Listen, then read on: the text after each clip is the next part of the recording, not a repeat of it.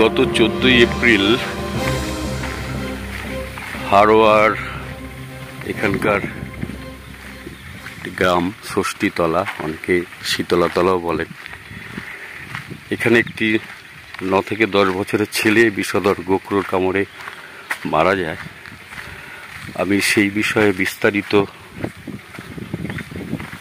জানতে বারাসাত আজকে সকালে মেডিকেল ক্যাম্প ছিল, সেখান থেকে আমি বেরিয়ে একটু ঘুরপথে আসতে হয়েছে। হারোয়া স্টেশন হয়ে এখান থেকে অটো করে পুরনো পেট্রোল পাম্প, তারপর সেখান থেকে আবার অটো করে এই রায়খা গ্রামে এসছি। দেখুন চারিদিকে হচ্ছে ভেরি। স্বাভাবিকভাবেই এই পরিবেশে এই এলাকায় বিষধর গোখরো সাপের আনাগোনাই বেশি। সে ছেলেটিকে গোখরো সাপে কামড়েছিল এবং সবাই জানেন। এর আগে আমি সোশ্যাল মিডিয়ায় পোস্ট করেছিলাম যে বাড়ির লোকের ভুল চিন্তা, ভুল বিশ্বাসের জন্য ছেলেটি আজকে মারা গেছেন।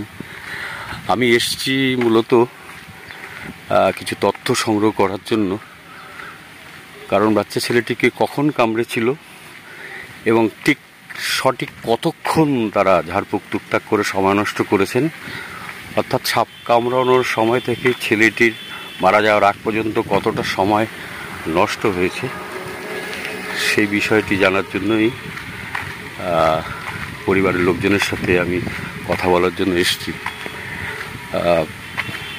আগামীতে যাতে মানুষ আর এই ভুল না করে সেই লক্ষ্য নিয়েই দেখুন একটা গ্রামীণ পুরো পরিবেশ।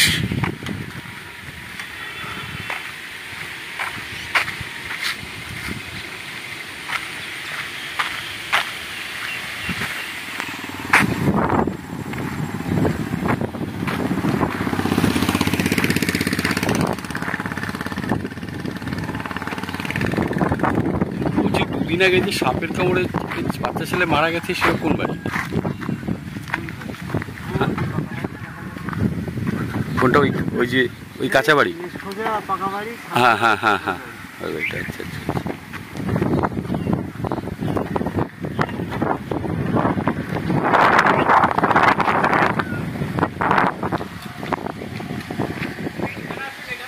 হ্যাঁ যাচ্ছি।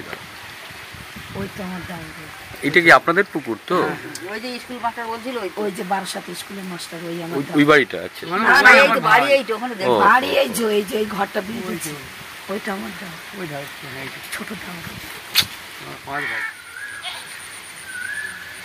মানে এই যে এই যে ছোট্ট খেজুর গাছটা, ডাবের গুটি পড়ে আছে না, ওই যে ডাবের গুটিটা পড়ে আছে, মানে ওখানে ও বলটা তুলতে গেছে। হ্যাঁ, মানে দূরের থেকে ও লাঠি টেনে থাকে। আচ্ছা আচ্ছা। দাদা এই তো পায়ের দাগ। দাদা হ্যাঁ, এই যে পায়ের দাগ, ও নেমে ওখানে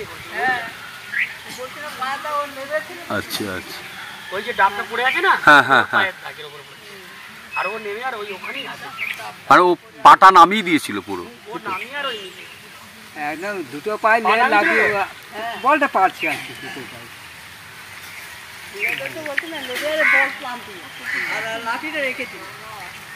আজকের জঙ্গলে ওইখানে ওই ওগুলা প্রসার করতে গিয়ে টেনেছি, দেখি ওগুলোর উপর 3-4টে ডিম, কারণ তো ডাক পাখির ডিম, তবু আমি আর করিনি আমি না। ও আরেকদিন না, সাপের ডিম হলে দেখবেন একটার সাথে একটা লেগে থাকবে, 3-4টে ওগুলার উপরে থাকে কি, হ্যাঁ লেগে থাকবে। আর সাপের ডিম হচ্ছে নরম নরম, চুপসে যাবে। এরকম বড় বড় আমি হাত দিইনি। না, শক্ত হলে সেটা সাপের ডিম, দেখিনি। সাপের ডিম হলে ওই চুপসে যাবে। একটা ডিমের গায়ে আর একটা ডিম লেগে থাকে। কোন বাড়ি ওষুধ দেয়? এই বাড়ি? হ্যাঁ, দাদা একদিন আসতে হবে আমাদের বাড়ি না, বর্ষার সময়। ওই এই বাড়ি। হ্যাঁ, তো ওনারা কি একটু বলুন যে অন্তত ওনারা তো চেনে না যে সাপে কামড়ালে আগে হাসপাতাল পাঠাক, কেন সময় নষ্ট তো করছে? জানাইনি, ওইটাই ওই আফসোস, কেন সময় নষ্ট বলতে পারবো না। আমি যদি একটু জানতাম তাহলে আমি তো এদেরকে রাখতাম না। আমি সে বিশ্বাস থাকে থাকতো, বেডে নিয়ে চলো। আমি মনসা পূজা করেন নাকি? হ্যাঁ, মনসা পূজা আমরাও করি, সমস্যা, সেটা তো অসুবিধা নেই। কিন্তু আমি বাড়ি ছিলাম না তো, আমাকে জানাইনি। তো আমি এসে তখন উৎপাট করতে, তখনই বার করার একটা জায়গা, একটু সময় নিতে সময়টা নেই।